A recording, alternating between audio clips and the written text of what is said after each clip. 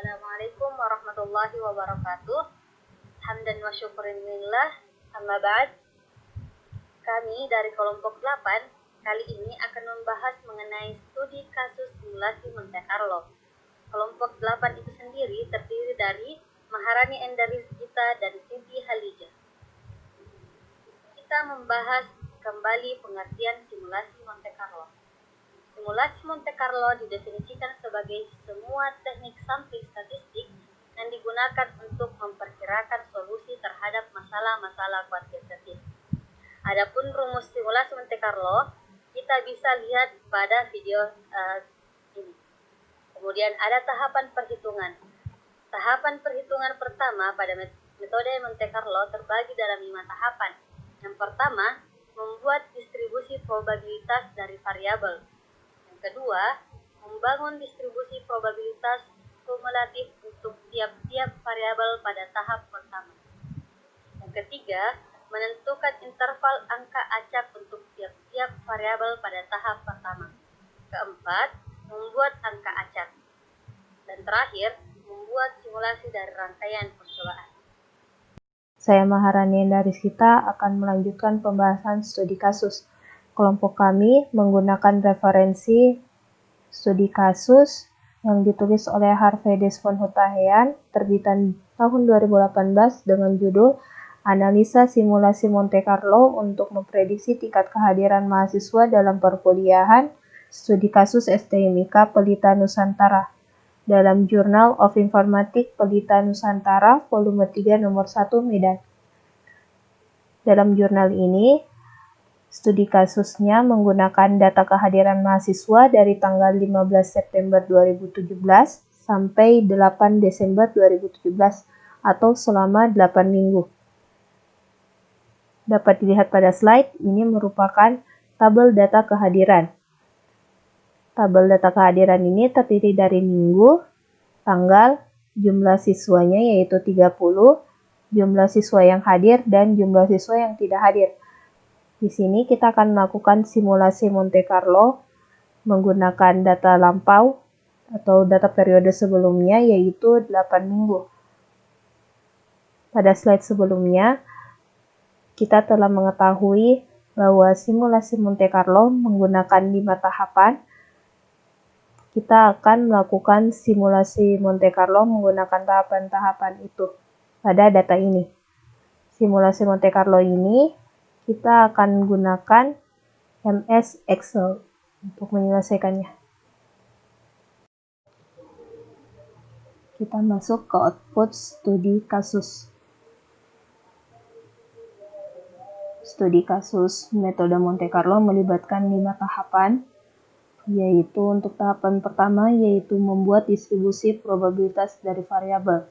Untuk menentukan distribusi probabilitas dapat diperoleh dengan menggunakan rumus awal.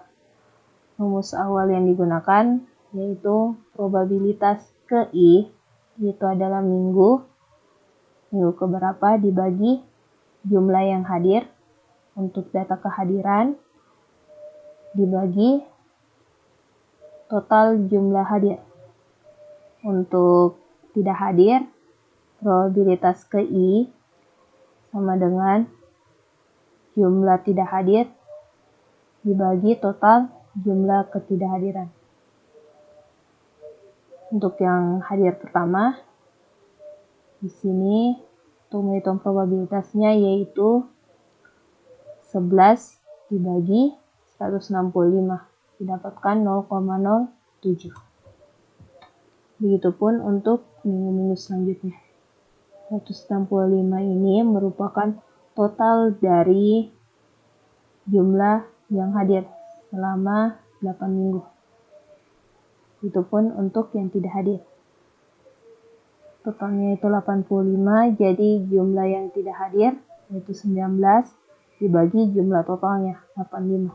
Jadi probabilitasnya adalah 0,22. Ini merupakan output dari tahap pertama, membuat distribusi probabilitas dari variabel. Selanjutnya, tahap 2, membangun distribusi probabilitas kumulatif untuk tiap-tiap variabel pada tahap pertama. dengan cara menjumlahkan tiap angka probabilitas dengan jumlah sebelumnya. Sebelumnya kita sudah dapat pada tahap pertama probabilitas kumulatif ini seperti disebutkan. Caranya yaitu menjumlahkan tiap angka probabilitas dengan jumlah sebelumnya. Untuk minggu 1, probabilitas kumulatifnya tetap yaitu 0,07. Untuk minggu kedua, probabilitas minggu 1 ditambah probabilitas minggu 2 menjadi hasil dari probabilitas kumulatif untuk minggu kedua, yaitu 0,19. Begitupun untuk minggu-minggu selanjutnya. Ini merupakan output dari tahap 2, yaitu membangun distribusi probabilitas kumulatif. Selanjutnya untuk tahap 3, menentukan interval angka acak untuk tiap-tiap variabel pada tahap pertama. Bilangan acak yang digunakan adalah bilangan yang berasal dari probabilitas kumulatif. Untuk yang hadir, pada tahap 1 kita sudah dapat probabilitas, tahap 2 probabilitas kumulatif, sekarang tahap 3 interval angka acak. Interval angka acak seperti disebutkan tadi berasal dari probabilitas kumulatif. Nah, probabilitas kumulatif di sini untuk minggu 1 yaitu 0,07. Untuk menentukan interval angka acaknya, probabilitas kumulatif ini semua kita kalikan dengan 100. Untuk minggu 1 ini 0,07 dikali 100 kita dapat 7. Jadi batas untuk interval angka acak minggu 1, 0 sampai 7. Untuk minggu selanjutnya, probabilitas kumulatif minggu 2, 0,19. Jadi batasnya sampai 19. Sebelumnya interval angka acaknya 0 sampai 7. Jadi kita mulai dari 8 sampai 19. Begitupun untuk minggu setelahnya. Sampai 87 sama dengan 100. Karena probabilitas kumulatifnya sama dengan 1. Begitupun untuk data mahasiswa yang tidak hadir. Ini merupakan output untuk tahap 3, interval angka acak. Tahap 4 yaitu membuat angka acak. Membuat angka acak dengan menggunakan fungsi run between pada Microsoft Excel. Kita masukkan fungsi run between untuk angka acak dari 1 sampai 100. Jadi didapatkan angka acak ini. Kita buat dalam tabel. Angka acak ini akan berfungsi pada saat kita melakukan simulasi.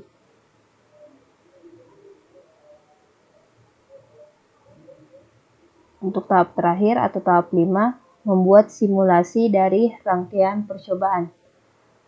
Membuat simulasi dari percobaan dengan mengambilan angka secara acak pada tabel angka acak dengan penentuan atau prediksi hadir dengan tidak hadir adalah dengan ditentukan oleh angka acak yang dipilih. Jadi di sini kita bisa memilih angka acak yang telah kita dapat dari tahap 4 pada tabel angka acak untuk mensimulasikan hadir dengan tidak hadir.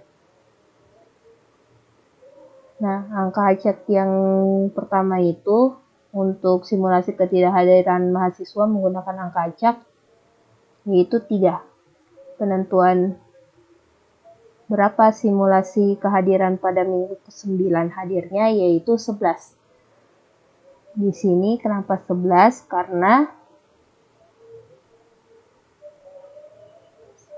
interval dari angka acaknya tadi adalah 3, 0 sampai 7. Di sini ada 3, yang hadir adalah 11. Karena saat kita mau simulasi kita melihat data masa lampau. Begitupun untuk minggu ke-10, angka acaknya adalah 16. Jadi yang hadir adalah 20. Kita bisa cek kembali. 16 berada pada interval angka acak 8 sampai 19. Yang hadir adalah 20. Di sini kita melakukan simulasi untuk 8 minggu ke depan dengan menggunakan data 8 minggu sebelumnya. Begitupun juga dengan simulasi ketidakhadiran mahasiswa. Angka acaknya menggunakan 43739. Kita coba untuk minggu ke-9, angka acaknya adalah 43, yang hadir adalah 5. Kita lihat tabelnya 43. Interval angka acak 43 sampai 48. Tidak hadirnya adalah 5. Jadi ini merupakan hasil dari simulasi menggunakan metode Monte Carlo.